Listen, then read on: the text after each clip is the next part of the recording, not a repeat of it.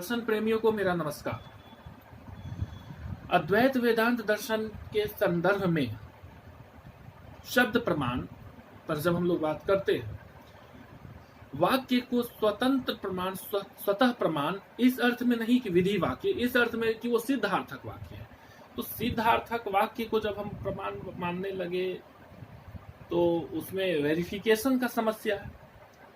Verification की, मान लीजिए कि कोई वाक्य बना कि अग्नि गर्म है, तो अग्नि गर्म है तो प्रत्यक्ष से सिद्ध होता है। या ऐसा कोई वाक्य बना है कि इस कमरे से बाहर कोई टेबल रखा है, मान लिया ऐसा कोई वाक्य बना है, तो उसका भी प्रमाणित, उसको तो वेरिफिकेशन कर सकते हैं। इस नेचर का जो भी वाक्य है, जो डिक्लेरेटरी प्रोपोजिशन है, जो किसी एग्जिस्टेंट पदार्थ की जानकारी देने वाला वाक्य हो, वो अपना प्रमाण स्वयं कैसे हो सकता है। सिद्धार्थक वाक्य जो कि उपनिषदों की अंतिम शिक्षा, जो महावाक्य है, जितने चारों महावाक्य है, उसे हम स्वतः प्रमाण, स्वतंत्र प्रमाण के रूप में माने, लेकिन उसके तो स्वरूप क्या है, वो कैसे है, वो सिद्धार्थक है, डिक्लेरेटरी है। तत्त्वमसि, वह तू है। अहम ब्रह्मास्मि, मैं ब्रह्म हूँ। सर्वम खलु इदं ब्रह्म, यह सब कुछ निश्चित रूप से ब्रह्म है। अयम आत्मा ब्रह्म, यह आत्मा ही ब्रह्म है। प्रज्ञानम ब्रह्म, प्रज्ञान स्वरूप, विशुद्ध ज्ञान स्वरूप वह पर ब्रह्म है। यह है में आ रहा है, सारा डिक्लेरेटरी है, सिद्धार्थक है, किसी अस्तित्ववान तत्व की जानकारी दे रहा है। तो वो तो सब्जेक्ट टू वेरिफिकेशन है, उसका तो अनुभव प्रमाण होना चाहिए। कहा भी गया है, अनुभवार्थम भवोद्भव।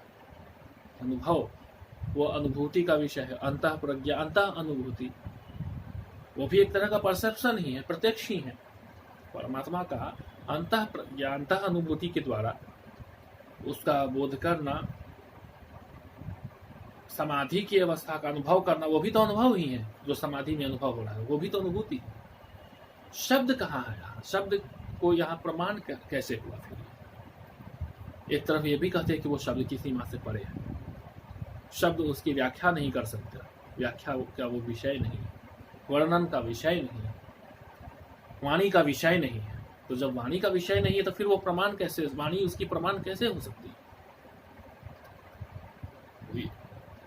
यह प्रश्न उठता है कि व्याख्या का जब विषय नहीं है, जब वो वाणी का विषय नहीं है, नाम रूपात्मक जगत से परे, तो फिर वाणी उसका प्रमाण कैसे हुआ? वाणी को प्रमाण बताने के लिए, वाणी या शब्द को इसका प्रमाण मानने के लिए फिर आपके पास क्या आधार बनता है? तो अभी कहेंगे कि अंतः प्रज्ञा या इंट्यूशन द्वारा जो परसेप्शन, या जैसे स्पिनोजा के दर्शन में हम लोग देखे, opinion, reason, intuition. Opinion, reason, intuition, ये तीनों है। तो ओपिनियन को परसेप्शन से जोड़ सकते हैं, रीजन को जोड़ सकते हैं अनुमान प्रमाण से, और इंट्यूशन को जोड़ सकते हैं शब्द प्रमाण से। लेकिन वो शब्द प्रमाण फिर कहाँ, वर्बल टेस्टिमोनी कहाँ हुआ? तो इस पर अद्वैत वेदांतियों का कथन है कि महावाक्यों का जो उद्घोष है, उपनिषदों की जो अंतिम शिक्षा है, जो श्रुति वाक्य है, उनके द्वारा ही उसका परिचय हो सकता है। पर ब्रह्म का जो अनुभूति भी जो हो रही है, वो उन वाक्यों में ही हो रही है, उन वाक्यों को सुनकर ही हो रही है। गुरु के मुख से जो वो सुनते हैं, तो उसे सुनकर ही उसकी अनुभूति हो सकती है, उसकी अभिव्यक्ति उन वाक्यों में होती है। उस चरम सत्ता की अभिव्यक्ति वाक्यों में होगा, वाक्य के अर्थों में होगा। उन वाक्य के जो अर्थों में उस तत्व का उद्घाटित, वो तत्व अपने को उद्घाटित कर रहा है, इसलिए उसे अपौरुषेय कहा है। व्यक्तित्ववान कोई व्यक्ति, किसी व्यक्ति की रचना के रूप में उसको नहीं देखा जा रहा है। वो वाक्य ही, या उस वाक्य के फॉर्म में आकर, उस वाक्य के रूप में आकर, तो वो वाक्य के द्वारा, उस वाक्य के माध्यम से परमात्मा स्वयं को उद्घाटित कर रहे हैं। तो इस अर्थ में उसको, वाक्य को ये नहीं कह रहा है कि वो किसी व्यक्ति के द्वारा कहा गया वाक्य नहीं, उसको समझिए कि परमात्मा अपने को रिवील कर रहे हैं, उसमें अपना परिचय प्रदान कर रहे हैं। तो उसके जो अर्थ हैं, जो मीनिंग्स हैं, वो उन वाक्यों की से अभिव्यक्त हो रहा है। और अभिव्यंजना स्वयं परमात्मा का अपना सामर्थ्य या उसका स्वरूप है। अभिव्यक्त करना, अभिव्यक्त होना, एक प्राकट्य, ये उसका स्वरूप है, जो कि इन वाक्यों में भी झलक रहा है। तो इस अर्थ में इन वाक्यों को सेल्फ एविडेंट कह सकते हैं, क्योंकि इनके वेरिफिकेशन के लिए बाहर कहीं नहीं जाना है। उन वाक्यों की अभिव्यक्ति में ही उसका वेरिफिकेशन वहीं का वहीं हो जा रहा है। उन वाक्यों की अभिव्यक्ति हो रही है, उसी में वो अभिव्यंजक तत्व उसमें रिफ्लेक्ट कर जा रहा है, उसमें उसका ग्लिम्स मिल जा रहा है, उसकी झांकी या उसका झलक मिल जा रहा है। वो अभिव्यंजक तत्व उसकी अभिव्यक्ति के साथ ही उसमें झलक जा रहा है, उसमें प्रमाणित हो जा रहा है।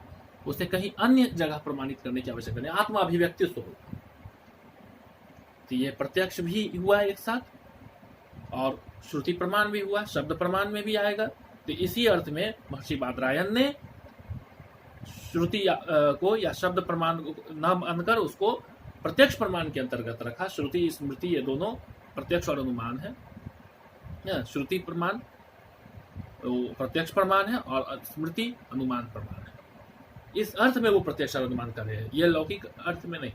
लौकिक अर्थ में तो प्रत्यक्ष इनकम्प्लीट है। ये जो श्रुति वाक्य है उसमें सही मायने में प्रत्यक्ष होता है, उस तत्व का प्रत्यक्ष होता है जो कि सर्वकालिक, सार्वभौमिक, जिसका कि उसमें पूर्णता एक प्रकार से उसको कह सकते हैं कि वो पूर्णता की झलक या उसको रिफ्लेक्ट कर जाता है, जिसमें कि कोई संदेह या फिर उसमें कहीं एरर की कोई गुंजाइश उसके बाद नहीं रह जाएगी। क्योंकि बाकी परसेप्शन तो इनकम्प्लीट होने के कारण उसमें एरर होता है। अख्यातिवाद, थ्योरीज ऑफ एरर्स हम लोग पढ़ेगा अगले, बाद में कभी हम लोग ख्यातिवाद पे भी चर्चा कर लेंगे।